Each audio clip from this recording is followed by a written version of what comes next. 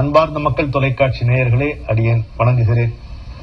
தமிழ் அமிழ்தி என்கின்ற அருமையான நிகழ்ச்சியின் தளத்தில் நின்று உங்களை சந்திப்பதில் இன்றும் மகிழ்ச்சி கொள்ளுகிறேன், என்றும் பெருமை கொள்ளுகிறேன்.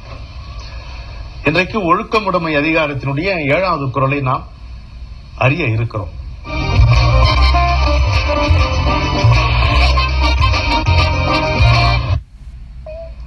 ஒழுக்கத்தின் எய்துவர் மேன்மை, இழுக்கத்தின் எய்துவர் எய்தா பழி.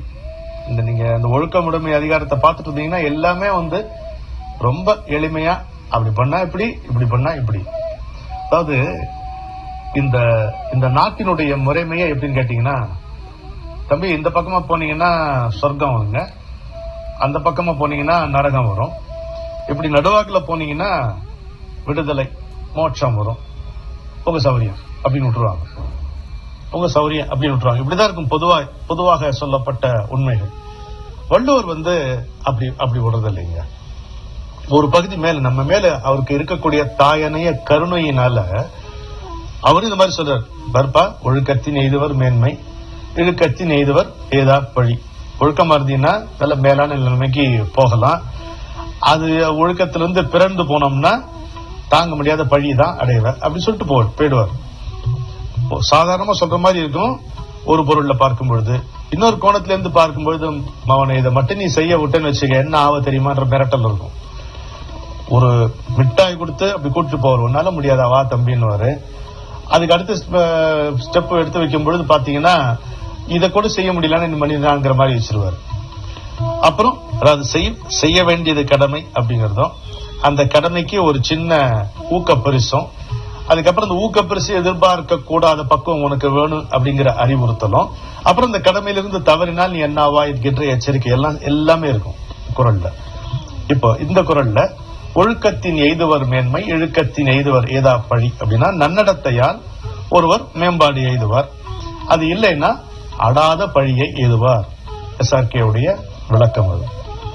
மணக்குடவர் ஆதி உரையாசிரியர் அவர் இந்த எய்தா அப்படிங்கிற சொல், மேன்மைங்கிற சொல் ரெண்டையும் கூட்டி எய்தா மேன்மை எய்துவர் அழகாக பொருள் சொல்றார். நீங்க பாருங்க குறளை, 2 இடத்துல எய்துவர் இருக்கு, ஒரு இடத்துல எய்தா இருக்கு, மொத்தமே 7 சொல். அதுல எப்படி விளையாடுறாரு பாருங்க. அதாவது ஒழுக்கத்தின் மேன்மை எய்துவர், இழுக்கத்தின் எய்தா பழி எய்துவர், இப்படி நம்ம பிரிச்சுக்கலாம். அன்வயப்படுத்தணும் அப்படின்ட்டு என்னுடைய ஆசிரியர் மாவி ராகவன் அவர்கள் பள்ளிக்கூடத்தில் சொல்லிக் கொடுத்தார்.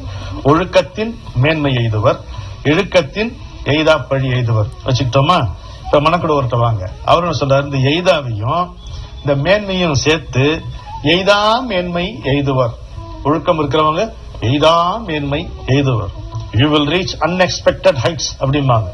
உன்னால் கற்பனை செய்து பார்க்க கூட முடியாத உயரங்களை நீ அடைவாய். எதனால? கல்வியினால் அன்று, பொருளால் அன்று, அழகால் அன்று, திறமைகளால் அன்று, பதவியால் அன்று, பக்கபலத்தால் அன்று, ஒழுக்கத்தினால் என்பதுதான் அவர் நிலைநாட்டுகின்ற. தம் நிலையில் எய்த முடியாத மேன்மையை ஒழுக்கமுடையவர் எய்துவர். எப்படா இவ்வளவு பெரிய ஆளானா அப்படிங்க? ஒழுக்கத்தினால. பார்த்தா ரொம்ப சாதாரணமா இருந்தா நம்ம கூட உட்காந்து சாப்பிட்டுட்டு இருந்தான், நீங்களாடாவா ஒரு கடவுள் மாதிரி இருக்கான், ஒரு தேவர் மாதிரி இருக்கான். எப்படி? டெய்லி இப்படி விளக்கு போட்டு படிச்சாங்க இல்ல, ஒழுக்கமா இருந்தா அவ்வளவுதான். அதாவது முக்கியமான மணக்குடவர் காட்டுகின்ற முக்கியமான பொருள் இந்த குறளுக்கு, தம்முடைய நிலையில் எய்த முடியாத மேன்மையை ஒழுக்கமுடையார் எய்துவார். அவ்வளவு சிறப்பு ஒழுக்கத்துக்கு வள்ளுவர் வைக்கிறார் நமக்கு. ஸ்ரத்தாவான் லபத்தே ஞானம் அப்படிம்பார் கண்ணன் கீதையில சொல்லுவார். ஸ்ரத்தை மூலம் ஞானம் என்பது எய்தப்படுகிறது, அதாவது அதிக உச்சகட்டமான அந்த மோட்ச ஞானமும் எய்தப்படுகிறது பொருள். ஸ்ரத்தைங்கிற சொல் அடிப்படையில் நம்பிக்கை அப்படி அதை குறிப்பிடுகிறது. ஆனா அதுல நம்பிக்கை மட்டும் இல்லைங்க, அதுல விடாமுயற்சி இருக்கு, ஊக்கம் எல்லாம் சேர்ந்துதான் இருக்கிறது. ஸ்ரத்தை தான், நம்பிக்கை தான் சத்தியத்தை ஏந்துவதற்கான பாத்திரம் என்று கீதையிலே வரும். ஆனா இங்க வள்ளுவர் பாருங்க, வள்ளுவருடைய மேன்மையை பாருங்க. அவர் அறிவாலும் ஒரு லட்சியத்தை நோக்கிய விடாமுயற்சியாலும், 2 தானே இருக்கும். ஒன்னு அறிவு, இன்னொன்னு ஒரு இலக்கை நோக்கி நம்ம செல்லும் பொழுது இருக்கக்கூடிய விடாமுயற்சி. இந்த 2னாலும் எய்த முடியாத நிலைமைகளை, சாதனைகளை ஒருவன் ஒழுக்கத்தினால் எய்தலாம், சாதிக்கலாம்ங்கிறார். என்ன ஒரு அருமையான ஒரு. அதனால கல்வி, திறமைகள் இவற்றுக்கெல்லாம் மேலே அவர் ஒழுக்கத்தை வைத்து நமக்கு காட்டுகிறார். ஒரு ஒளி விளக்காக அங்கு நின்று நமக்கு இந்த சிறப்பை காட்டுகிறார் வள்ளுவர். மணக்குடவருடைய விளக்கம் அப்போ எப்படி முடியுதுன்னு கேட்டீங்கன்னா, ஒழுக்கம் இல்லாதவர்கள் தாங்க முடியாத பழிச்சொல்லுக்கு ஆளாவார் என்பதே மணக்குடவருடைய விளக்கமாக இருக்கிறது. இப்ப பரிமேலழகர் சொல்றார், என்ன சொல்றாரு பார்ப்போம். அவரு இந்த முதல் 5 குறள்ல எடுத்து அது சொல்றாரு, ஒழுக்கத்தால் பெறப்படும் நன்மைகள், அதை கைவிடுவதால் விளையக்கூடிய குற்றங்கள், இதை ஆசிரியர் சொல்லுகிறார்கள். என்ன அந்த 5 குறள்கள்? ஒரே ஒரு ஓட்டம் ஓட்டி பார்ப்போமா? ஒழுக்கம் விழுப்பம் தரலான் ஒழுக்கம் உயிரினும் ஓம்பப்படும், எடுத்தோடனே போட்டார் இல்லையா? அப்புறம் பரிந்தோம்பி காக்க ஒழுக்கம் தெரிந்தோம்பி தேரினும் அத்தே துணை, உயிரை காட்டிலும் சிறப்பாக போற்றப்படும், உயிருக்கு அதுவே உற்ற துணை. அப்புறம் ஒழுக்கமுடைமை குடிமை, இழுக்கம் இழிந்த பிறப்பாய் விடும். ஒருத்தன் உயர்ந்த குலத்தில் பிறந்தான் என்று எதை வைத்து சொல்வீர்கள்? பிறப்பை வைத்தல்ல, அவன் கடைபிடிக்கிற ஒழுக்கத்தை வைத்து.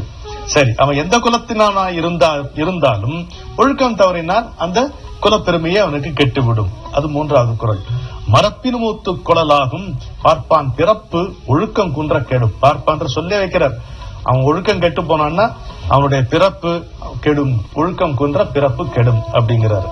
அழுக்காருடையான் கண் ஆக்கம் போன்று இல்லை, ஒழுக்கம் இல்லான் கண் உயர்வு. பொறாமப்படுறவனுக்கு எப்படி உயர்வுக்கு வாய்ப்பே இல்லையோ, அதே மாதிரி ஒழுக்கம் இல்லாதவனுக்கு, பொறாமைப்படுவனுக்கு எப்படி மேன்மேலும் உயர்வு, ஆக்கம் அதுக்கு வாய்ப்பே இல்லையோ, ஒழுக்கம் இல்லாதவனுக்கு உயர்வு கிடையாது. இந்த 5 குறள்களை பரிமேலழகர் சுட்டிக்காட்டி ஒழுக்கத்தினால் வரும் நன்மைகள், அந்த ஒழுக்கத்தை கைவிடுவதால் வரும் குற்றங்கள், இவற்றை காட்டுகிறார். எங்களுடைய ஆசிரியர் நாகநந்தி என்கின்ற புனைப்பெயர்ல கதைகள்லாம் கூட எழுதியவர் மதிப்புக்குரிய திரு தி வேணுகோபால் அவர்கள் அமரர். அவர் இந்த ஒழுக்கமுடைமை அதிகாரம் சொல்லும் பொழுது மானம்ங்கிற அதிகாரத்திலிருந்து ஒரு குறள் எடுத்து சொல்வார். தலையின்றி இழிந்த மயிரணையர் மாந்தன் நிலையின் இழிந்த கடைகிறார். மயிர்ங்கிற சொல் பயன்படுத்துகிறார் பாருங்க. குறள் என்னன்னா, தலையின்றி இழிந்த மயிரணையர், இந்த தலையிலிருந்து உதிர்ந்த முடிக்கு சமானம். யாரு? தன்னுடைய நிலையிலிருந்து இறங்கி போன மனிதன் அப்படிங்கிறாரு. அப்ப பாரு, இழுக்கத்தின் எய்தவர் எய்தாப்பழி. இப்ப கொஞ்சம் யோசிச்சு பாரு, பொருந்துதான் வரும். என்ன அருமையாக பொருந்துகிறது.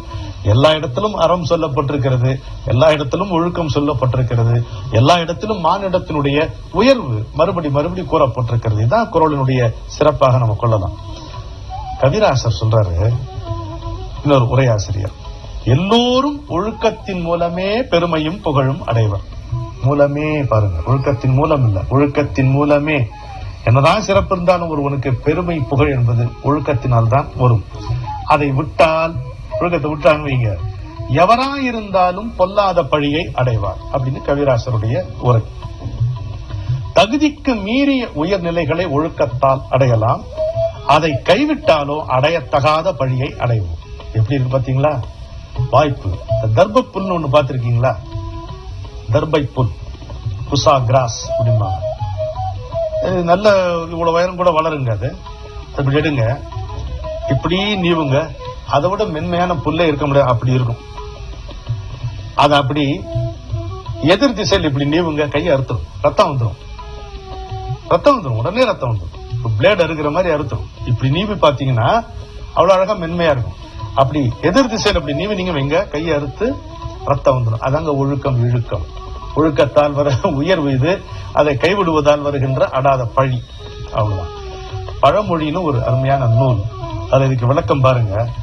கல்லாதவரிடை கட்டுரையின் மிக்கதோர் பொல்லாததில்லை ஒருவருக்கு. படிக்காதவன்ட்ட போய் ரொம்ப படிச்ச விஷயங்கள்லாம் பேசுற மாதிரி பொல்லாத ஒரு நிலைமை எதுவும் கிடையாதுடா. நல்லாய் பெண்ணுகிட்ட சொல்ற, நல்லாய் நல்ல பெண்மணியே, இழுக்கத்தின் மிக்க இழிவில்லை. ஒழுக்கம் தப்பி போன இழுக்கம் இருக்கு பாருங்க, அதை விட இழிவு ஒன்று கிடையாது. இல்லை ஒழுக்கத்தின் மிக்க உயர்வு, ஒழுக்கத்தை காட்டிலும் மிக்க உயர்வு இல்லைன்னு அந்த பழமொழி என்கின்ற அருமையான நூலிலும் வருகிறது. கம்பர் சொல்வார். ராமனை சொல்லும் பொழுது, நடையின் இன்றுயர் நாயகன். இதுனா ராமனுடைய உயர்வு என்ன? நடை, ஒழுக்க நடை, ஒழுக்கம். நடையின் நின்று உயர்னா, அப்படி அந்த ஒழுக்கத்தில் அப்படி நிலைத்து நின்றான். அதுதான் ராமனுடைய உயர்வு. தோற்றத்தின் இடை நிகழ்ந்த இராமாவதார பேர் தொடை நிரம்பிய தோமரு மாக்கதை சடையன் வெண்ணை நல்லூர் வயின் தந்ததேன்னு ஆரம்ப செய்யுட்கொள்ள அது வரும். நம்ம நடையின் நின்றுயர் நாயகன், ஒழுக்கத்தினால் அடைந்த உயர்வு. வேதமெங்கனம் அங்கனம் அவை சொன்ன விதியான்ட்டு இரண்யவதை படத்திலிருந்து கொஞ்சம் ஒரு சம்பந்தம் இல்லாத ஒரு ஒப்புமை கூட எடுத்து காட்டுவார்கள். இப்படி ஒழுக்கத்தின் எய்தவர் மேன்மை, இழுக்கத்தின் எய்தவர் இதாப்பழி என்கின்ற அருமையான குறளை படித்தோம்.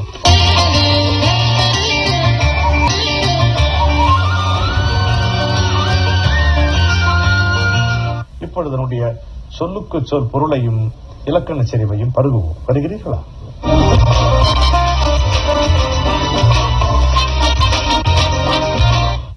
ஒழுக்கத்தின் எய்தவர் மேன்மை, இழுக்கத்தின் எய்தவர் ஏதாப்பழி. உள்ளதானே?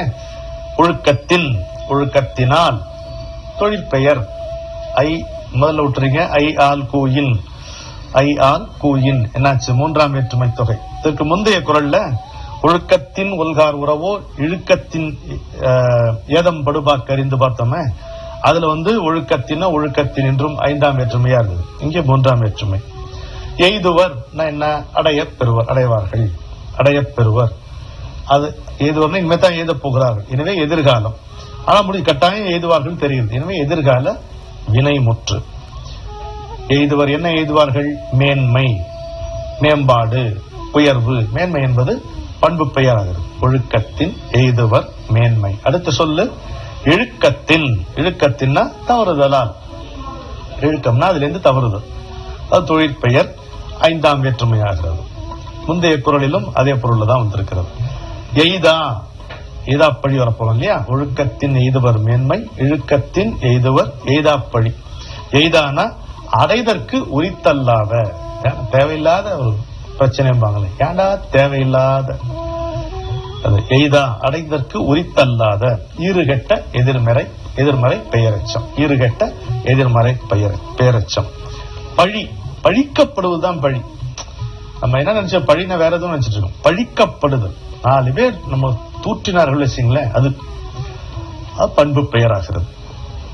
தீவினை, அப்புறம் குடிப்பழி, அப்புறம் தவறுதல் போன்ற பொருள்களிலும் பழி என்கின்ற இந்த சொல் திருக்குறளிலே கையாளப்பட்டிருக்கிறது.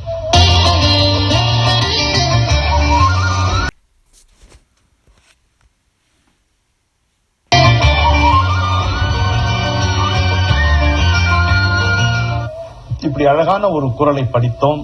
அதனுடைய சொல்லழகையும் இலக்கண அழகையும் பருகினோம். அதை வைத்துக் கொண்டு கொஞ்சம் தமிழ் பயில்வோமா?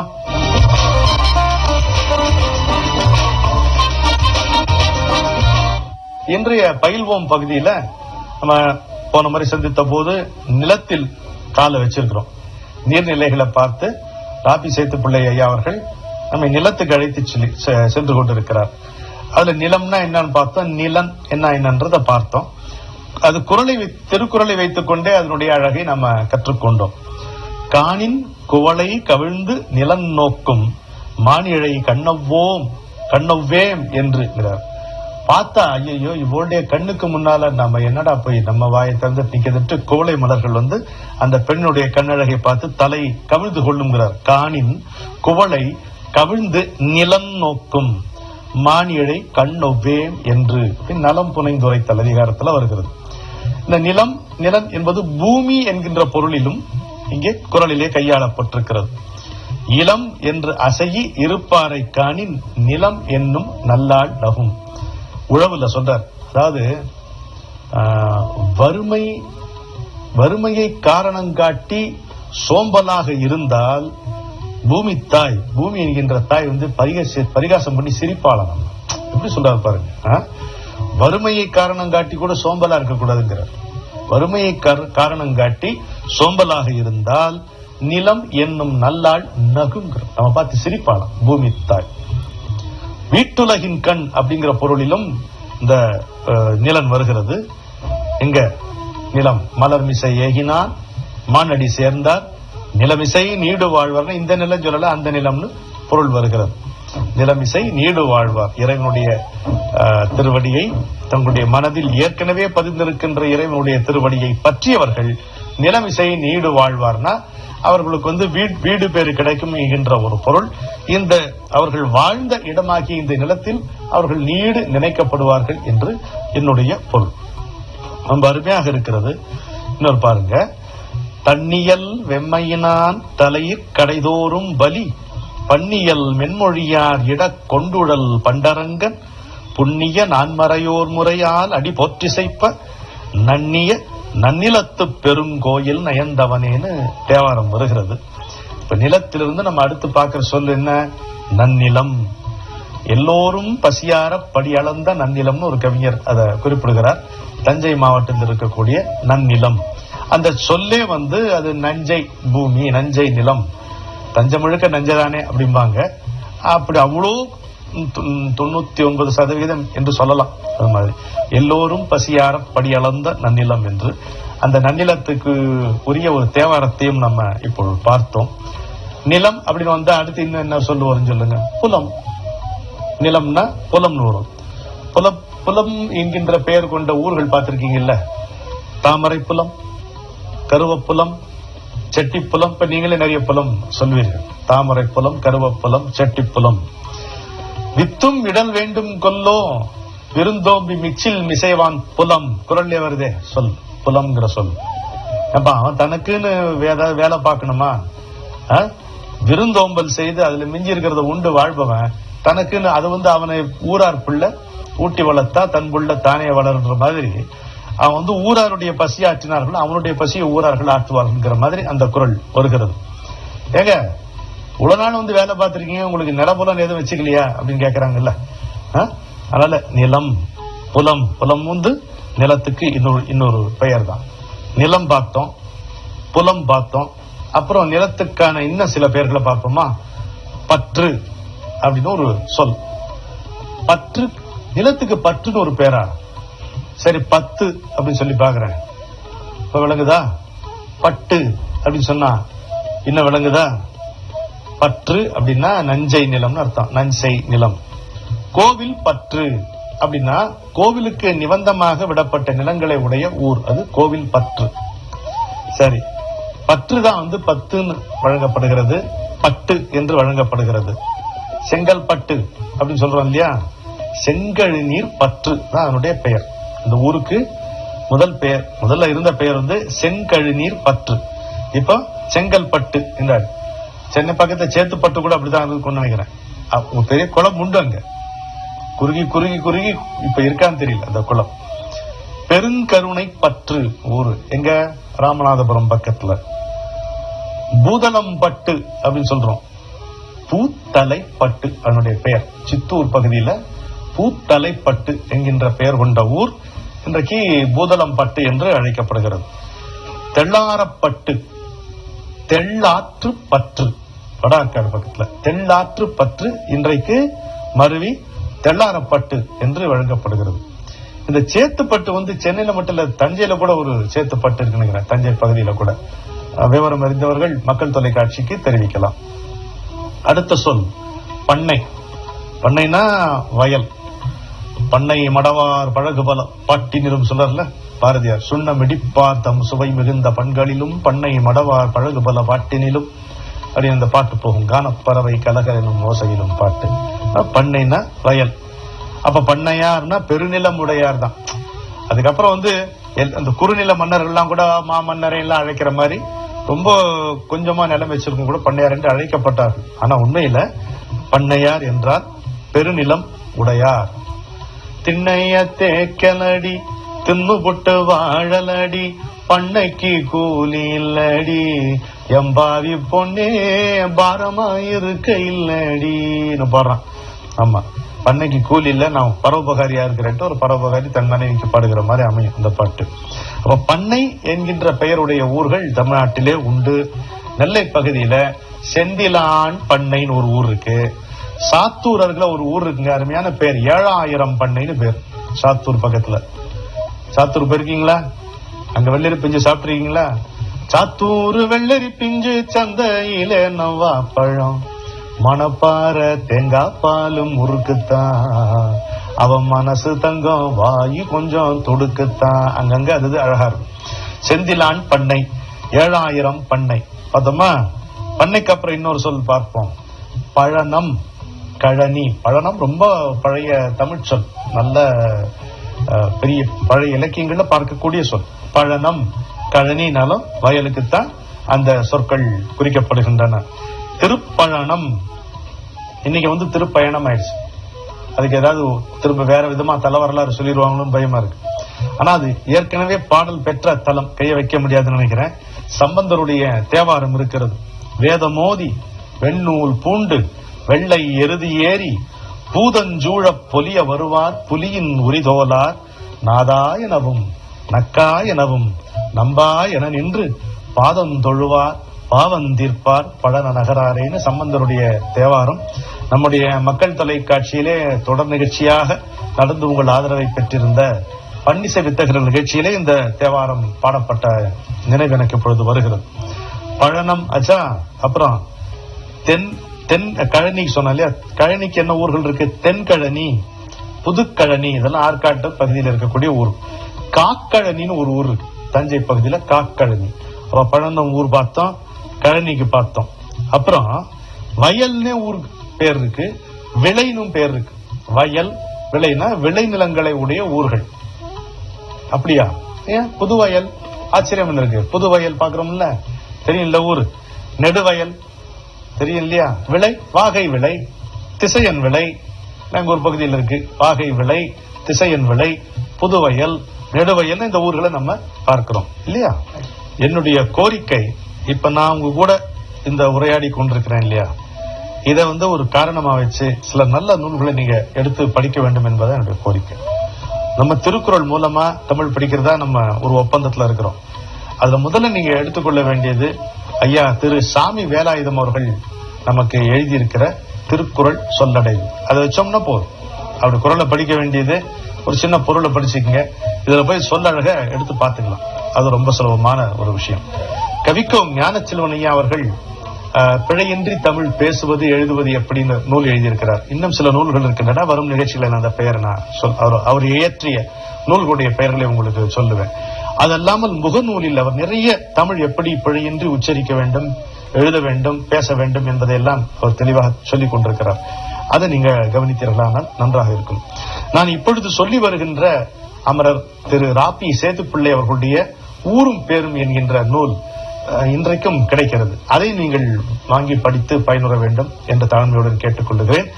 நாம நிலத்துலதான் இன்னும் நிற்கிறோம். எவ்வளவு நம்முடைய கற்பனைகள் விண்ணை தாண்டி சென்றாலும் நம்முடைய கால்கள் மண்ணில் அழுந்த நின்றால்தான் நாம் மானுடம் வென்றதம்மா என்கின்ற சொற்றொடருக்கு ஏற்ப வாழ முடியும். மீண்டும் சந்திப்போம். வணக்கம்.